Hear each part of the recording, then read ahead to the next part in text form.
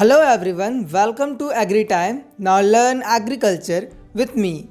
Friends, today we are going to discuss about CGPAT exam 2021 में आपको जो प्रश्न है, जो गलत प्रश्न है, ठीक है, उस पर कैसे दावापत्ती करना है, इसका रूल कैसा होता है, कैसे अपन दावापत्ती कर सकते हैं, अगर दावापत्ती करते हैं तो कितना नंबर आपका बढ़ेगा, नंबर बढ़ेंगे तो किस प्रकार से आपका बढ़ेगा, पूरा जो प्रोसीजर है मैं आपको डिटेल बताने वाला हूँ यहाँ पे।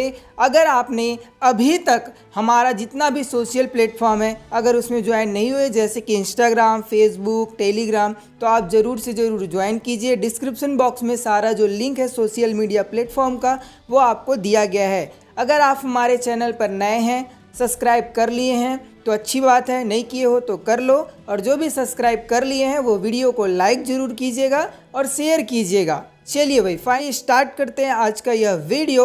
और आज अपन बात करने वाले हैं दावापत्ती का निराकरण।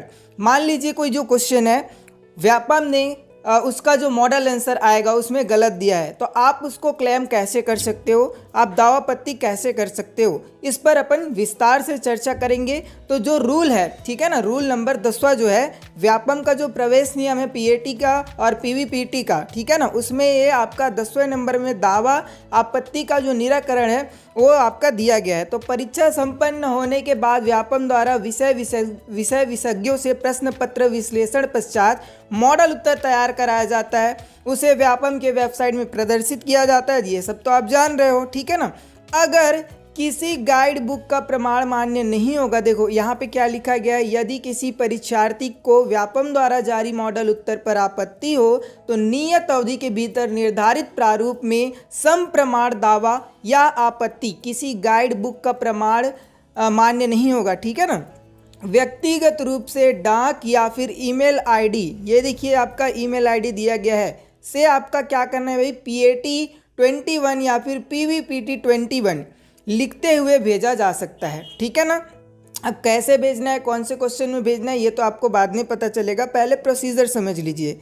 प्रत्येक प्रश्न का दावा या फिर आपत्ति अलग अलग प्रस्तुत करना होगा, यानी कि 1 क्वेश्चन है उसके बाद 10वां क्वेश्चन है, तो इन दोनों का आपको क्या करना है, दावा आपत्ति करना होगा। एक साथ एक से अधिक प्रश्नों पर दावा या फिर आपत्ति प्रस्तुत करने पर अमान्य किया जाएगा, यानी कि एक क्वेश्चन के लिए एक ही दावा आपत्ति करना है, अगर 2 क्वेश्चन है तो 2 दावा आपत्ति आपको करना पड़ेगा।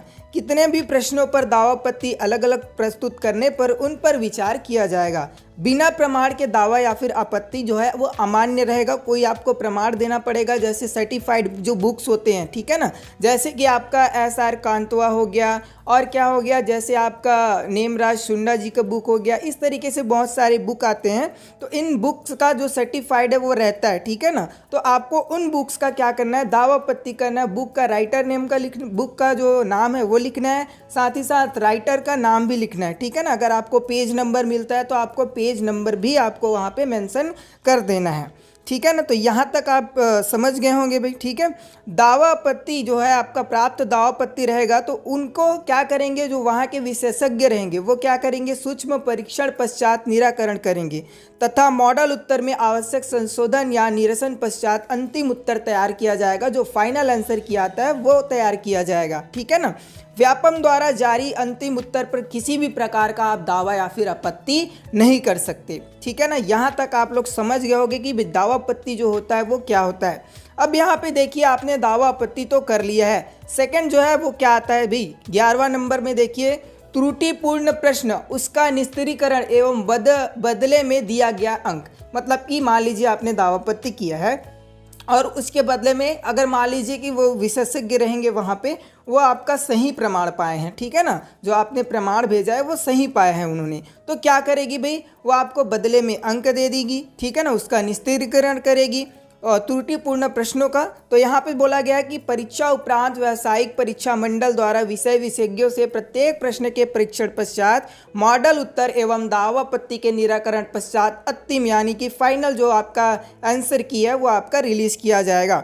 आपका यहाँ पे देखिए लिखा गया है कि विशेषज्ञों द्वारा प्रश्नों को त्रुटिपूर्ण पाए जाने पर निरस्त किया जाएगा, ठीक है ना, आपका जो दावा आपत्ति रहेगा वो, ठीक है ना। निम्नलिखित कारणों से प्रश्न निरस्त किए जा सकते हैं। कौन कौन सा आपका कारण रहेगा? तो प्रश्न की संरचना गलत हो तो आपका किया जा सकता है भाई निरस्त। दूसरा देखिए, दूसरा आपका उत्तर के रूप में दिए गए विकल्पों में एक से अधिक विकल्प सही हो व कोई भी उत्तर सबसे उपयुक्त उत्तर ना हो तब की स्थिति में, कोई भी विकल्प सही ना हो तब की स्थिति में, या भी किसी प्रश्न के हिंदी और अंग्रेजी रूपांतर में अंतर हो जिस कारण दोनों के भिन्न भिन्न अर्थ निकले हों और एक भी सही उत्तर स्पष्ट ना हो। और पांचवा में दिया है मुद्रण त्रुटि हुई हो जिससे सही उत्तर प्राप्त ना हुआ हो। देखो यहाँ पे लिखा गया है विषय विशेषज्ञ समिति द्वारा की गई अनुशंसा अनुसार ऐसे निरस्त किए गए प्रश्नों के लिए सभी परीक्षार्थियों को परीक्षा में उनके द्वारा अर्जित अंकों के अनुपात में छत्तीसगढ़ व्यावसायिक परीक्षा मंडल जो रहेगा अंक प्रदान करेगा, भले ही उसने निरस्त किए गए प्रश्नों को हल किया हो या फिर ना किया हो। ठीक है ना, वो अंक प्रदान वहाँ पे करता है भाई। ठीक है ना, यहाँ पे आप क्लियर हो गए होंगे। अब यहाँ पे देखिए उदाहरण के लिए आपका एग्जाम्पल दिया गया है यहाँ पे कि मान लीजिए 100 प्रश्न हैं, जनरली 200 होता है पीएटी के एग्जाम में, लेकिन एग्जाम्पल के तौर पर 100 मान लीजिए। ठीक है ना, 100 प्रश्नों के प्रश्न पत्र जिसमें कुल अंक आपका 100 है, में से आपका 3 प्रश्न क्या किया गया भाई, 3 जो क्वेश्चन रहेगा उसको निरस्त कर दिया गया, हटा दिया गया मतलब। तो और मूल्यांकन के बाद अभ्यर्थी 97 प्रश्नों में कितना भाई 82 अंक जो है वो क्या करता है, प्राप्त करता है। तो बोनस अंक सहित अंकों की गणना किस प्रकार होगी ये आपको बताया गया है। तो देखो कुल सही उत्तरों की संख्या ये हो गया आपका, इनटू क्या करेंगे कुल प्रश्न। तो देखो उसको कितना मिला था भाई 82 मिला था। टोटल जो प्रश्न थे वो कितने थे 100 थे। अब यहाँ पे देखो कुल प्रश्न और निरस्त प्रश्न, तो टोटल जो क्वेश्चन थे वो कितने थे 100 थे। अब यहाँ पे देखो 3 जो प्रश्न है वो क्या किए गए, निरस्त कर दिए गए। तो यहाँ पे 100 - 3 हो गया। जब इसको आप सॉल्व करोगे तो आपका जो फाइनल जो आपका प्राप्तांक रहेगा, जो आपका अंक रहेगा वो यहाँ पे निकल के आ जाएगा और इसी से क्या होगा आपका जो मेरिट है वो आपका तैयार किया जाएगा। आपको ये जो सूचना है ये जानकारी इसलिए प्रदान किया गया है ताकि आपको अगर कोई भी क्वेश्चन में त्रुटि नज़र आती है, अगर वो गलत नज़र आता है, वो हटने लायक होता है, तो आप दावापत्ती कर सकते हो व्यापम के जो ऑफिशियल ईमेल आईडी है उसमें भेजकर। अब कौन कौन सा क्वेश्चन हटेगा, तो भाई इसके लिए क्या करना है, सभी को हमसे जुड़े रहना है। हम आपको बताएंगे कि किस प्रकार फॉर्मेट तैयार करना है, किस प्रकार आपको दावापत्ती करना है। ठीक है ना, ताकि आपका जो भी प्रश्न हटेंगे उसमें जो अंक है वो आपको प्रदान हो जाए। 1-2 नंबर अगर आपका बढ़ जाता है तो आपका रैंक जो है वो 50-100 और नीचे आ जाता है, यानी कि कम हो जाता है। तो इससे आपका जो बढ़िया कॉलेज है वो आपको मिल जाएगा। ठीक है, मान लीजिए मुझे कोरिया कॉलेज मिल रहा है, ठीक है, तो अगर मैं दावापत्ती किया रहूँगा तो 1-2 नंबर मेरा और बढ़ गया तो मुझे क्या पता भाई जहांगीर कॉलेज मिल जाए। तो इसलिए दावापत्ती करना आवश्यक है।